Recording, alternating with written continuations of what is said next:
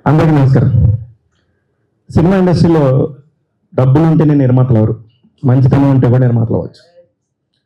ముఖ్యంగా Rambabu career starting నుంచి మేము కూడా అందరం కలిసే ఉన్నాం. మాతో పాటు ఇంకో నలుగురు ఫ్రెండ్స్, అలాగే మా చుట్టూ ఉన్న మా సోదర ఫోటోగ్రాఫర్స్, అలాగే మీడియా ఫ్రెండ్స్ అందరం కూడా ఒక ఫ్యామిలీ లాగా. ఎవరికి ఎన్ని రకాల గొడవలైనా ఉండొచ్చు, కానీ ఎటువంటి గొడవ లేకుండా ప్రశాంతంగా ఉండే మనుషులు చాలా తక్కువ మంది ఉంటారు. ఆ తక్కువ మందిలో మా రాంబాబు. ఇంకా మాలాంటి వాళ్ళకి కొంచెం వీళ్ళు దూకుడుగా ఉంటారనే పేరన్నా ఉంటుందేమో, కానీ రాంబాబుకి అది కూడా ఉండదు. ఎందుకంటే ఇప్పుడు చెప్పింది కాసేపటి తర్వాత మర్చిపోతాడు, ఆయన పైన ఆయన చేసుకుంటాడు. అది చాలా దేవుడిచ్చిన మంచి గుణం అతనికి. అలాగే ఎవరినైనా నమ్మి స్నేహం చేస్తే కలకాలం ఉంటాడు, ఎవరితోనూ గొడవ ఉండదు. ఇకపోతే డబ్బులు టాపిక్ చెప్పాను ఫస్ట్.